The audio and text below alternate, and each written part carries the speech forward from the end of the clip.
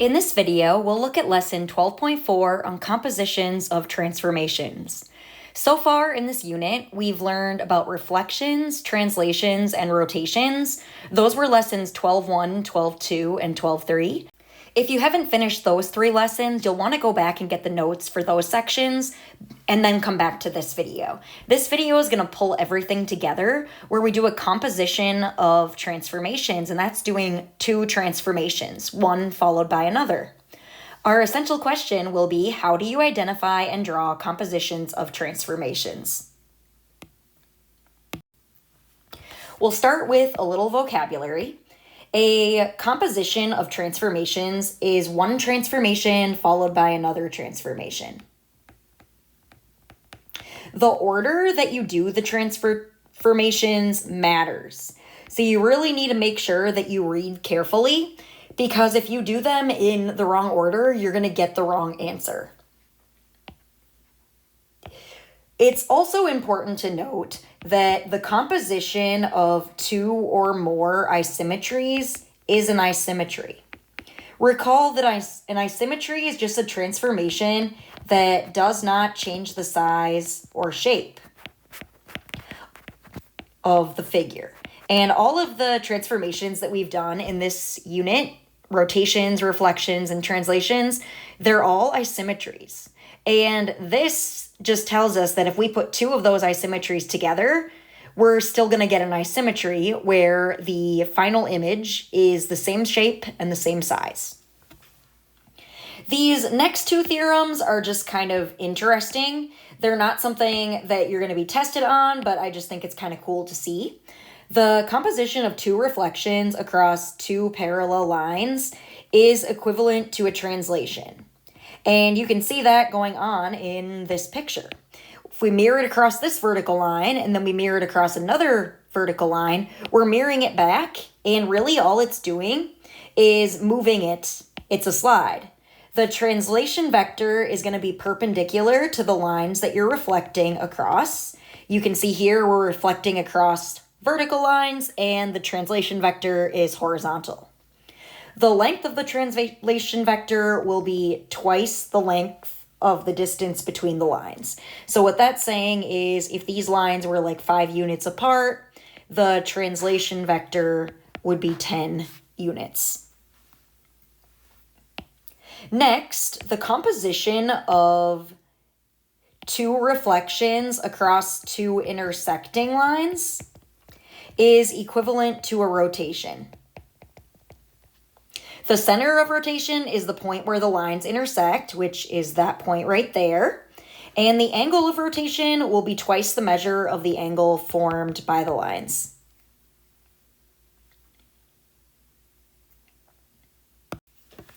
Let's go ahead and try a composition. We're given triangle RST with those vertices, and we're going to rotate it 90 degrees about the origin, then reflect it across the y-axis. First, let's plot the pre-image. And now let's perform the composition. Reading carefully, we can see that we actually want to rotate the triangle 90 degrees about the origin first, and then after that's done, we will reflect it across the y-axis second. First, I'm going to write down the rule for the rotate 90 degrees. That's the first transformation. And if you look at your notes from 12.3, the rotation rule for 90 degree counterclockwise is xy maps to the opposite of yx. Here, r is at 1, 2. For r prime, the y comes first and it gets flipped. That 2 then will become a -2. And then x comes second, stays the same. Here, y gets flipped, so we have a -4. X stays the same. And if we flip the y in this one, the 4 becomes a -4, and the x stays the same. Let's go ahead and plot those points. And now we're ready to go on to the second transformation. The second transformation, we're going to reflect across the y-axis. And for that, we can just mirror the points, or we can use the rule. For a y-axis, we have xy maps to the opposite of x, y. The x then just flips signs and the y stays the same.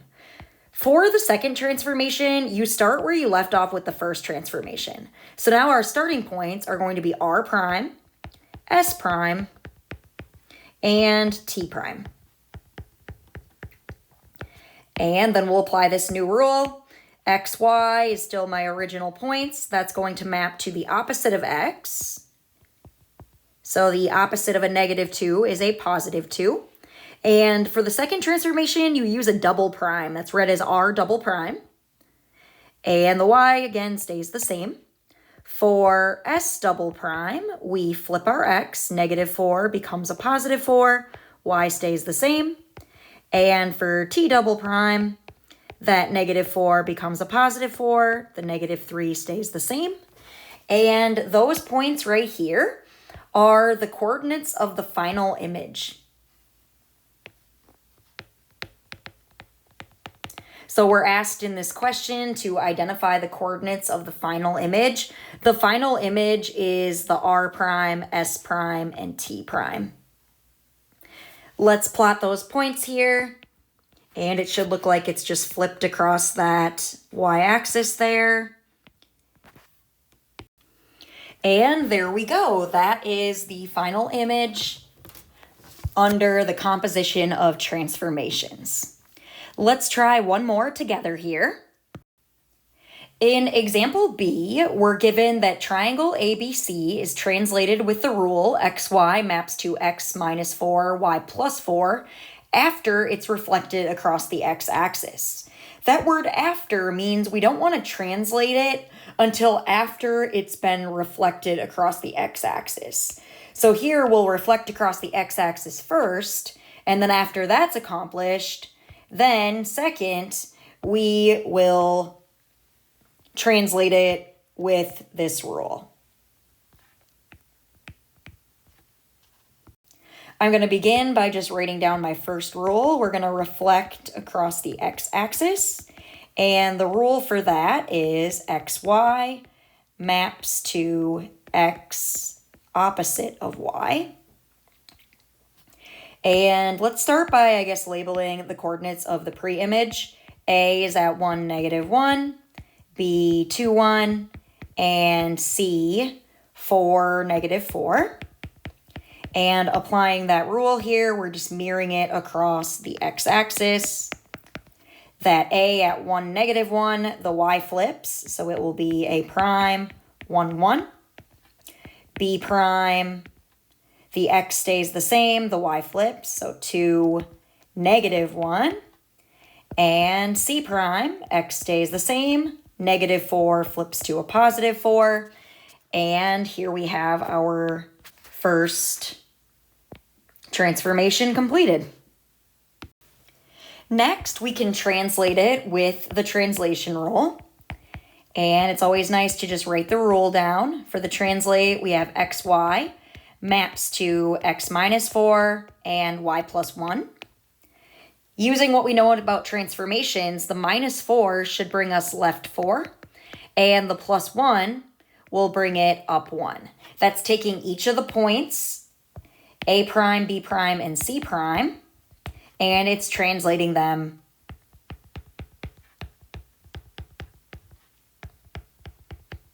A little trick I like to do for translations is I like to just draw what I'm doing right below my points. X goes down by 4, Y goes up by 1, and that makes A double prime -3, 2. 2, the X goes down by 4, 2 minus 4 is -2, and then add 1 to the Y. -1 plus 1 is 0. And then for C double prime, again, subtract 4 from the X and add 1 to the Y. That gets us to 0, 5. These points right here, again, are the coordinates of the final image. We'll plot that, and if we did this correctly, it should still look like the same triangle. We just are taking that green one, and we're sliding it 4 to the left and 1 up.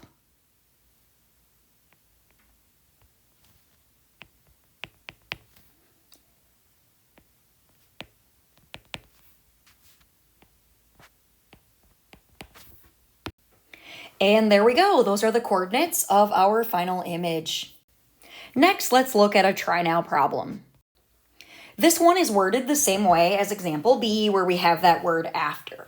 We're given the coordinates of QRS, and we're told that reflect triangle QRS across the x-axis after it's translated with the rule x minus 5, y minus 2. So that means, again, after it's translated means we want to translate with that rule first. And then once we've done that, afterwards, we reflect across the x-axis second. Go ahead and try this problem on your own. Please pause your video now.